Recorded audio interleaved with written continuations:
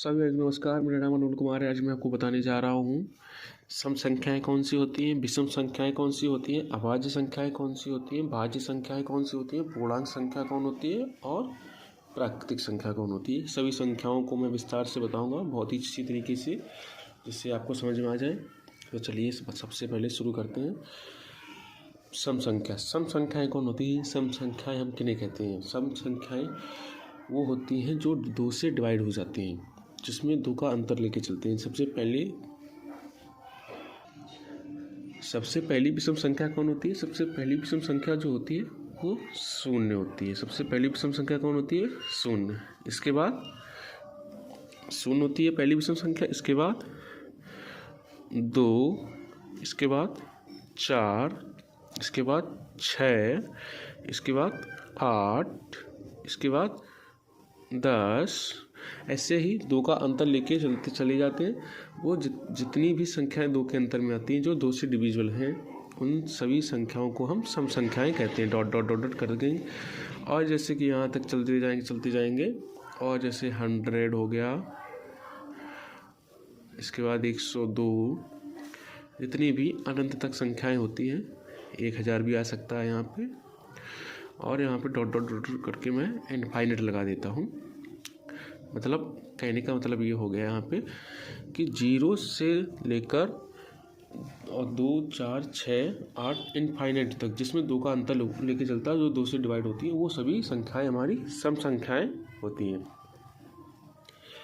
अब विषम संख्याएं कौन होती हैं? विषम संख्याएं वो होती हैं जिसमें दो का अंतर, इसमें दो का अंतर विषम संख्याओं में भी दो का अंतर होता है, पर ये दो से डिविजिबल नहीं होती हैं। सीधी सी बात कह सकते हैं, साधारण परिभाषा में हम इसको समझ सकते हैं कि इसमें दो का अंतर होता है पर दो से डिविजिबल नहीं होती है। तो पहली कौन होती है विषम संख्या? पहली विषम संख्या होती है 1। पहली विषम संख्या होती है 1। दूसरी विषम संख्या जो होती है वो होती है 3, इसके बाद 5, 7, 9, 11, 13। ऐसे ही ये भी हम लिख सकते हैं कि ये भी 99, 101, ऐसे डॉट डॉट लिख सकते हैं 999 डॉट डॉट डॉट इनफाइनाइट तक। मतलब ये भी संख्याएं दो के अंतर से अनंत तक होती है। ये विषम संख्याएं 1 से शुरू होती हैं, 1 से शुरू होती है। इसके बाद ये भी दो के अंतर, जैसे 1 में अगर 2 जोड़ेंगे 3 हो जाएगा, 3 में 2 जोड़ेंगे 5 हो जाएगा। इसी प्रकार से ये क्रम चलता जाता है। इसके बाद आते हैं अभाज्य संख्याएं। अभाज्य संख्याओं की परिभाषा क्या होती है? अभाज्य संख्या किसे कहते हैं? अभाज्य संख्या की परिभाषा ये होती है जो स्वयं से विभाजित हो। जैसे मान लेते हैं इसमें 13 से विभाजित होती है, और इसमें ले लेते हैं 17 से विभाजित होती है। इसी प्रकार से आप सोच रहे होंगे 1 जो होता है, ये this is not a prime number. ये प्राइम नंबर नहीं होता है। 1 अभाज्य संख्या नहीं होती है। मैं फिर से बोल रहा हूँ, आपको लग रहा है 1, देखिए 1 से कट जाता है, लेकिन 1 अभाज्य संख्या नहीं होती है। अभाज्य संख्या 2 होती है। अभाज्य संख्या कहाँ से शुरू होती है? चलिए मैं बताता हूँ। अभाज्य संख्या शुरू होता है 2 से। 2 के बाद 3 के बाद आता है यहाँ पे 3 के बाद आता है 5, 7। इसमें किसी भी संख्या का एक परमानेंटली, मतलब जैसे इसमें विषम संख्या में देखें 2 का अंतर होता था, सम संख्या में भी 2 का अंतर होता था। अब अगर हम इसमें देखेंगे तो इसमें कोई भी एक परमानेंटली, जैसे 2 का अंतर होता होगा, 3 का अंतर नहीं, ऐसा कुछ भी नहीं है। इसमें जो संख्या है वो संख्या एक क्रम में नहीं हो सकती हैं। इनका क्रम अव्यवस्थित होता है। जैसे 2 के बाद 3 के बाद 5 के बाद 7, 7 के बाद 11, 13 और 17, 19, 23।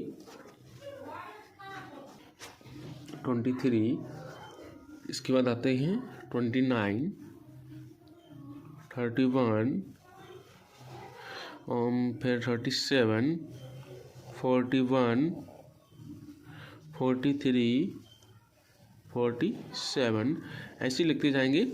और ये भी आप देख सकते हैं कि ये भी एक अनंत तरीके से निकल सकती हैं जाके, पर इसमें आपको देखना पड़ेगा कि कोई भी संख्या किसी से विभाजित ना होती हो, वह स्वयं सेल्फ डिविजिबल हो, उसी को हम अभाज्य संख्या कहते हैं। अब आपको इतनी बात समझ में आ चुकी है अभाज्य संख्या होती कौन है, उनको कैसे निकाला जाता है। आप दिखाते हैं हम आपको भाज्य संख्याएं। भाज्य संख्याएं कौन होती हैं? भाज्य संख्याएं होती हैं जो स्वयं से भी कट जाती हैं भाज्य संख्याएं, और किसी संख्या से, जैसे मान लीजिए 4 क्या है, 4 एक भाज्य संख्या है। 4 1 से भी कट जाता है, 4 2 से भी कट जाता है, 4 4 से भी कट जाता है। वह ऐसी संख्या जो स्वयं से भी कटे और अन्य संख्याओं से भी पूर्णतः विभाजित हो, उसे हम भाज्य संख्याएं कहते हैं। जैसे यहाँ पे भाज्य संख्याओं में बढ़ना जाएगा। भाज्य संख्याओं में सभी संख्याएं आ जाती हैं। भाज्य संख्याएं एक तरीके से क्रम में लिख सकते हैं, 1 2 3 4 5 6 dot dot dot dot infinite तक हम ऐसे लिख सकते हैं इसको। अब इसमें आती है पूर्णांक संख्या। पूर्णांक संख्या कौन होती है? अब मैं आपको बताने जा रहा हूँ पूर्णांक संख्या। पूर्णांक संख्या कौन होती है? पूर्णांक संख्या वो संख्या होती है, देखिए पूर्णांक संख्या को समझाने के लिए मैं आपको यहाँ पे सरल रेखा से बना के समझाता हूँ। सरल रेखा मैं बनाता हूँ। सरल रेखा से आपको बहुत ही अच्छी तरीके से आसानी से याद भी हो जाएंगी। सबसे पहले सरल रेखा में कुछ बिंदु को लिखता हूँ। कुछ बिंदु को मैंने यहाँ पे लिख लिया है। देखिए इस वाले बिंदु मैंने ज़्यादा डॉट लगाया तो ये मध्य बिंदु हमारे तरीके से हो गया। तो मध्य बिंदु होता है हमारा 0, इसको मैंने 0 लिख लिया है यहाँ पे 0। इसके बाद यहाँ पे आती है संख्या हमारी 0 के बाद। इधर अगर राइट साइड में चलते हैं इस तरफ तो हमारी संख्या प्लस में आती है, और लेफ्ट साइड में चलती है तो संख्या हमारी नेगेटिव आती है, पॉजिटिव नेगेटिव होती है। तो पॉजिटिव नेगेटिव किस प्रकार से आती है? जैसे इधर चलेंगे तो +1 +2 +3 +4 ऐसे इस तरीके से चलती जाती हैं। हम जब लेफ्ट साइड में चलेंगे तो हमारी संख्या आती है -1 -2 -3 -4। इतनी सी बात समझ में आ गई आपको?